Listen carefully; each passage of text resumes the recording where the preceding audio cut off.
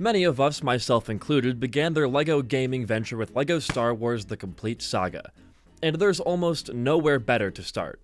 A sprawling adventure tackling two separate generations of movies, sending you through the story of Star Wars with almost any party of characters you want, whether it be fan favorites or deeper cut references. It is an almost endlessly customizable experience, and this is where our quest begins today, right here in free play.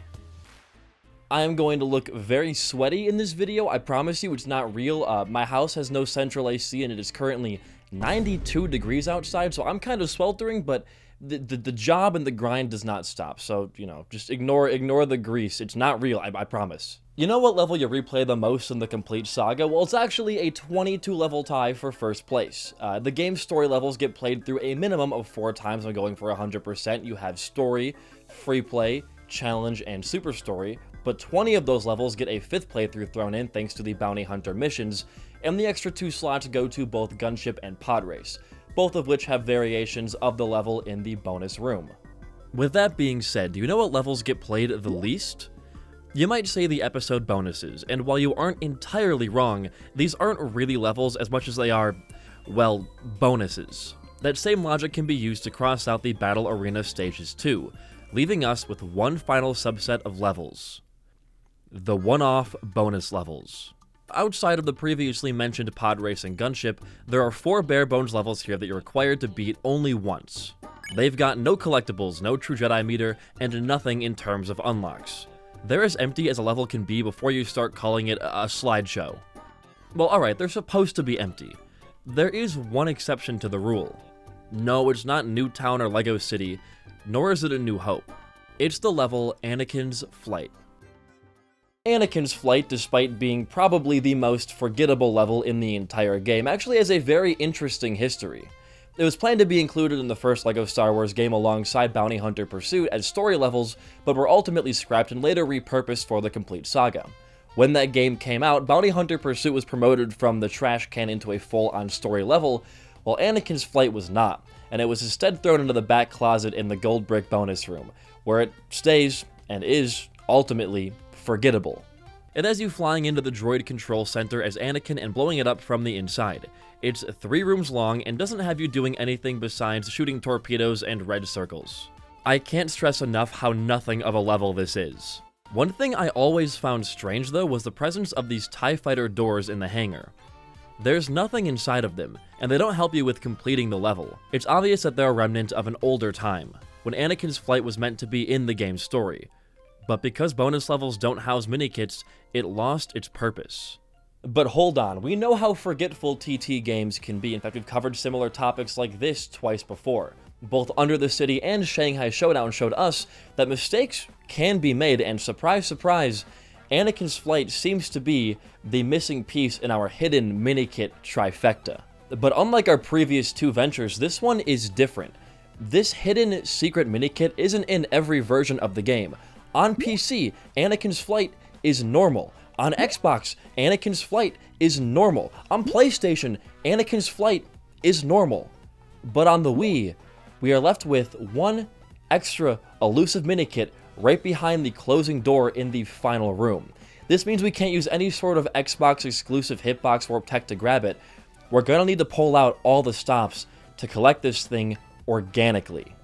Before we go over any potential ways to grab this elusive minikit, I want to talk about just how insane it is the minikit went undiscovered for so long. I mean, when you think about it, it does make sense. There's no reason to come back into Anakin's Flight once you've beaten it. There's no extra collectibles or free play stuff. It's also on the Wii, which is the least accessible version natively in the modern age, I would say.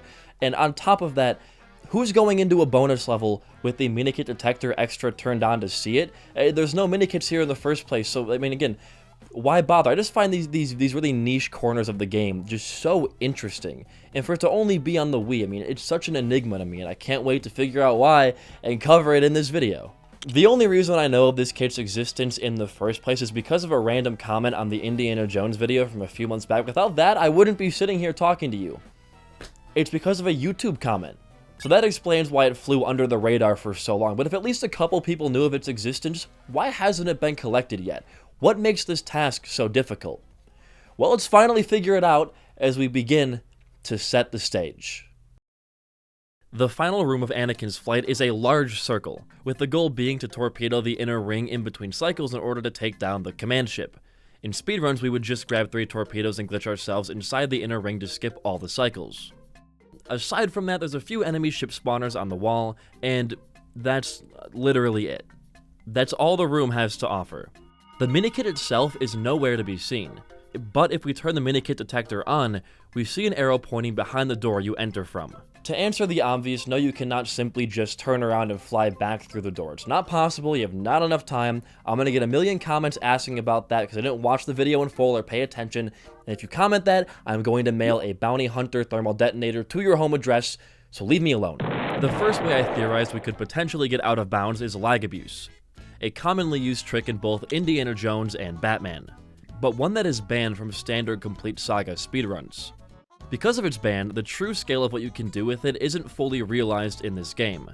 But I figured that by changing from a small ship to a large one while lagging at the same time, I might get pushed through a wall. This is similar to Croc Clips in Under the City, for those who watched the Batman version of this video. Unlike in that video though, I couldn't get this to work. Try as I might, I remained in bounds. Hey, so quick pause here, it's post-production BD1P talking to you. When I was getting footage for this video and getting footage of the lag clips, it worked. This doesn't change the outcome of the video, so don't worry, but a little embarrassing. This would have saved me about like 2 days of work, probably. I am not very knowledgeable in the complete Saga. Yeah, sure, I know a lot of the major speedrun tricks, but the reason I'm so confident in Batman and Indy is because of those story percent videos. Those push me to get a deeper understanding of everything about those games, and I just don't have that same experience with TCS yet. I also don't normally play vehicle levels in my challenge videos as they're harder to mod, so this is primarily uncharted territory. One thing I do know about the complete Saga, though, is Hoth Battle. No, not because of the incident, but because it's a really fun speed level. There, you use a combination of vehicle flips and drop-ins to get over the collision of the barrier walls to skip having to drag bombs around. I was curious if something like this would be doable here, so I popped open the program Brickbench to get a more in-depth look at the level. What I saw were walls that were over 2 vehicle flips tall, and my stomach sank. Would there really be no way to leave this room? So this is Brickbench. We can use this to see like the terrain and everything about a level. All these red lines are called splines. You can see like the doors, the little droid things come out of. You got the force field wall moving around. If we toggle off the render, this is just the raw terrain. All of these like these polygons here, right? So our goal is to find either a gap in one, which there isn't one in these. So we can get out of bounds and get behind the door, which is right here. When I was in the level earlier and I was flipping, I was making it to, I think, around like right below this, maybe at this first like gray line, a little bit lower, but more like in this area here. This is kind of a protrusion right here. This is way too small to put a ship on, obviously. Oh, but this, on top of the door, there seems to be like a little bit of a shelf up here. If in this middle area, for sure, we might be able to fit one of the smaller ships, like a snow speeder or like Zam's air speeder, something like that. And if we're able to get another flip off, we can probably, like just like Hoth Battle, move our character over the wall, and then we're back here. And this is fully, you know, there's terrain on this pretty far back. There was only one way to test if the door shelf was high enough. I basically needed enough height to clear this gray area, and even then we don't really know where the Minikit is out of bounds. It was a gamble, but let's give it a go. Alright, here's the moment of truth. We see the green arrow, we know we're in the right place. I want to use the snow speeder, I think. This is what's typically used in speedruns for this game, so we'll use that. And let's see if we can do the flips here. I don't know. The shelf might be too tall. Oh, no, there we go. Okay, if we drop out this, and then... That was way too soon. Oh, wait, we got Falcon up here. Ooh. That felt close. Oh, we're over. Oh my god, we did it. Okay, hold on, wait, drop out. Is it gonna be just as simple as picking it up? We're right there, come on. Our arrows are touching, they're colluding. Come in. Uh-oh. Okay, so it might just be plastered in the void. We're falling into the void at the end of the tunnel right now. Okay, we are in a bit of a pickle. This is tricky. We accomplished our first goal, but the second seems almost insurmountable.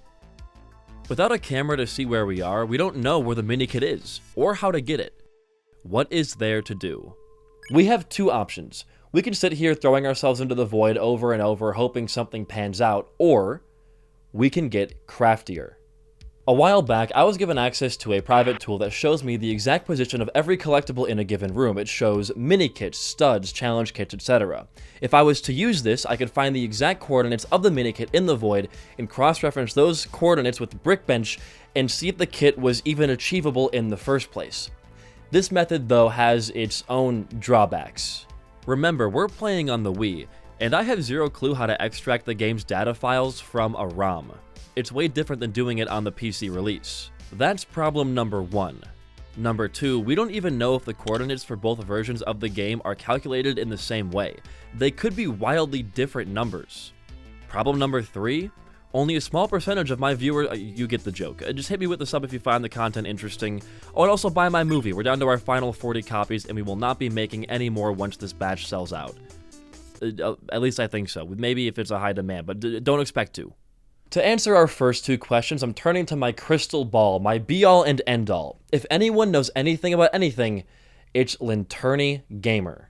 Not only was he able to send me the .giz file for the final room of Anakin's flight, he also confirmed to me that the coordinates matched between versions, and also gave me a potential reason as to why this only exists on the Wii version of the game. There's supposedly a backup map of Anakin's Flight B on the Wii version of the game, and it's likely that the arrow is pointing to something in that room.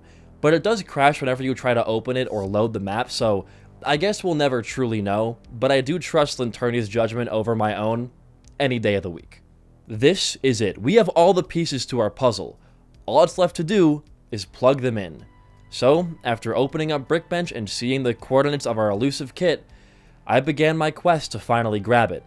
And what I found was awful. Okay, so we have our coordinates, 59, 2.9, -242 type minikit. That is our target. Let's head out here.